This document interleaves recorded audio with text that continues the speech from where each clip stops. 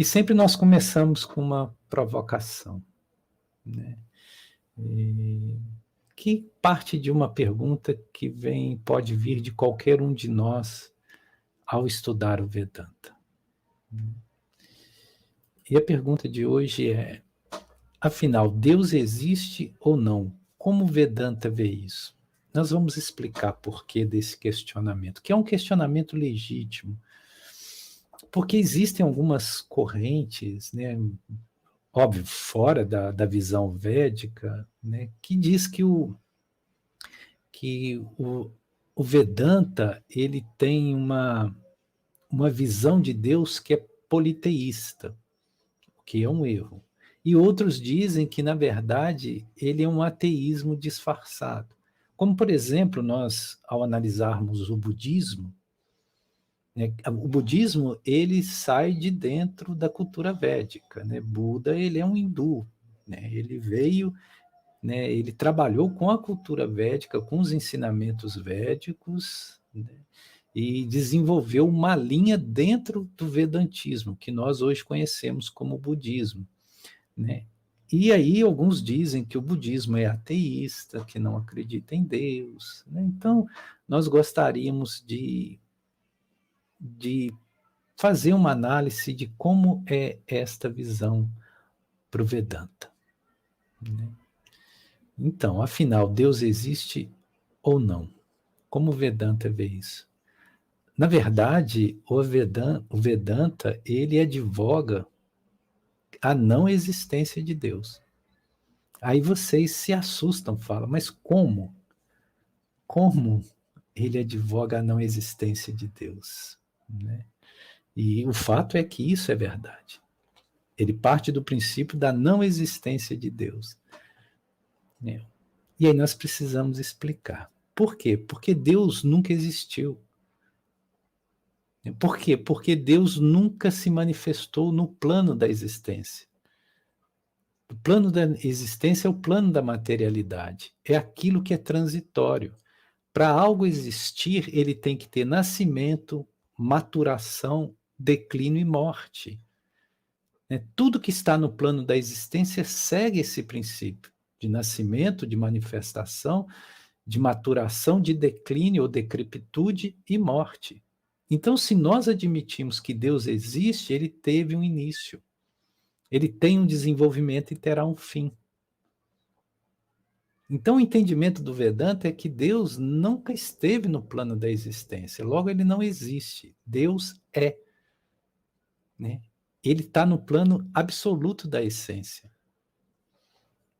Então, Deus não existe nesse sentido de que existência é aquilo que vem da essência e que se manifesta no plano da transitoriedade.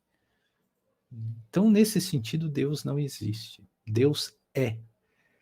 E assim sendo, nós só podemos acessar a união com Deus ou a verdade de Deus se nós sairmos também do plano da existência. Ou seja, se nós sairmos da transitoriedade, da finitude e mergulharmos no eterno, né, naquilo que é infinito, naquilo que é imperecível, né, que corresponde justamente ao nosso ser real, ao nosso Atman.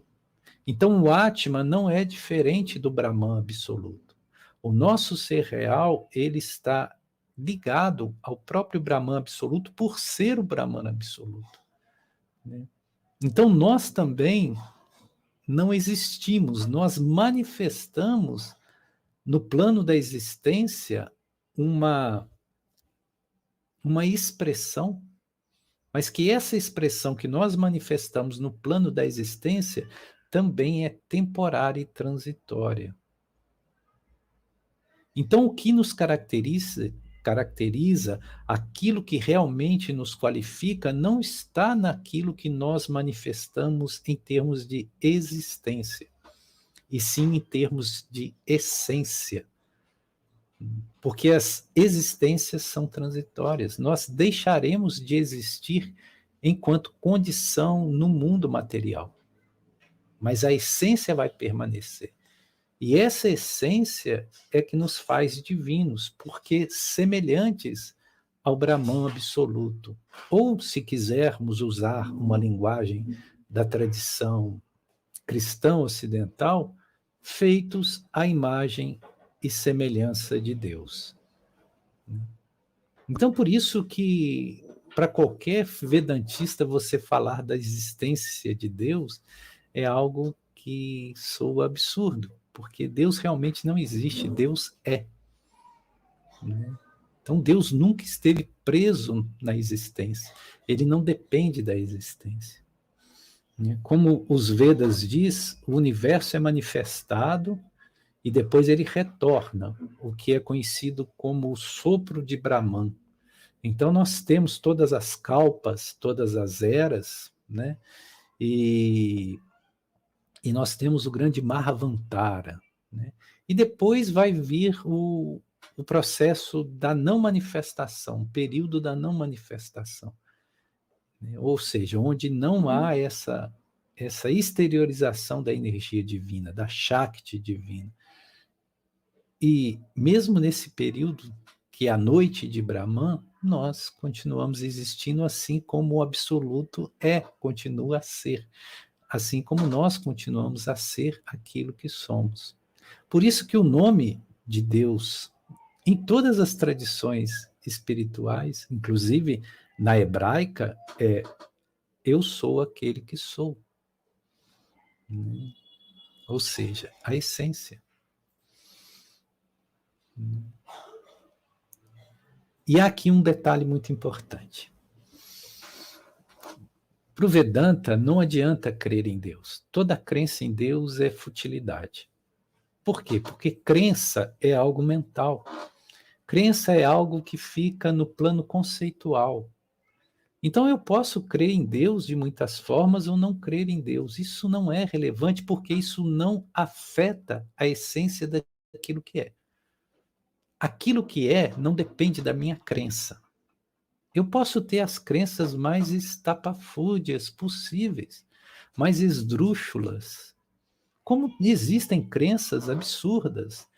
Então eu posso crer que Deus é vingativo, eu posso crer que Deus enviou seu único filho para derramar o sangue e salvar a humanidade. Né? Enfim, existem pacotes completos de crença. Mas isso não qualifica em nada ou não é resolutividade nenhuma quando se trata de aspecto verdadeiramente espiritual. Então, não é uma questão de crença. Tanto para o Vedanta como para o budismo também, crer é totalmente irrelevante. Você pode crer em Deus, não crer em Deus, crer em Deus roxo com bolinhas cor-de-rosas. Isso é crença, isso está apenas como um conceito na sua mente. E geralmente as crenças são heranças da nossa hereditariedade, do nosso acolhimento familiar, do nosso entorno cultural. Então, crer não é importante. Crer é irrelevante. Para o Vedanta, assim como para o budismo, o que vale é a experiência, a vivência direta disto, que é uma realidade que nós chamamos de Deus. Então, você tem que vivenciar isso, você tem que sentir isso. E você só pode sentir isso quando você se unifica a esse princípio, quando você está unido a Deus. Por isso que se chama yoga. Yoga vem da raiz yugi, do sânscrito, que significa união.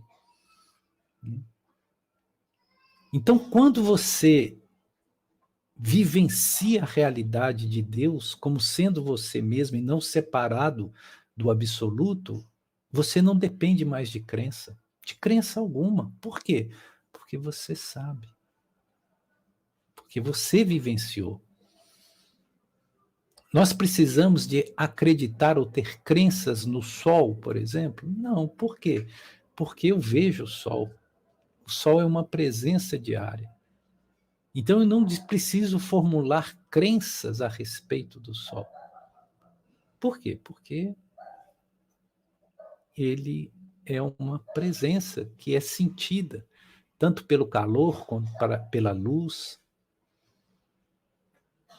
Então, isso é uma realização. Por isso que o Vedanta trabalha muito com esse termo, realização do divino. Você precisa realizar o divino. Enquanto você não realizou o divino, tudo é teoria. Você pode ir para um caminho, você pode ir para o outro, você pode professar uma religião, você pode professar outra religião, mas tudo isso ainda é crença, não é realização. Então, o Vedanta ele separa muito claramente o que é crença do que é realização. E ele não se preocupa em absoluto com crenças. Em absoluto. Porque crenças são irrelevantes. Eu posso crer numa coisa hoje e amanhã crer em outra totalmente diferente. Quem nasce lá no Paquistão vai ter uma crença.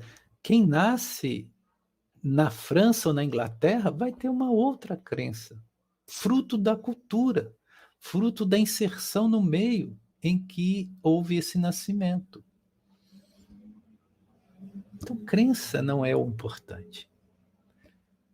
Para o Vedanta, a realização é que é fundamental. Por isso que todas as técnicas do yoga, eles buscam a realização e não a especulação filosófica. E é nesse sentido que nós reiteradamente afirmamos que Vedanta não é filosofia, nem é ideologia, nem é religião. É um caminho direto. Caminho direto para quê? Para a realização. O autoconhecimento da essência divina que nós somos, o nosso Atma, o nosso ser real, o nosso eu sou, que não é diferente do próprio Brahman absoluto, do próprio Supremo. Né? Então, isso aí é algo que precisa ser bastante lúcido no nosso plano de perspectiva, para que nós não venhamos a confundir Vedanta com religiões, com ideologias, com filosofia.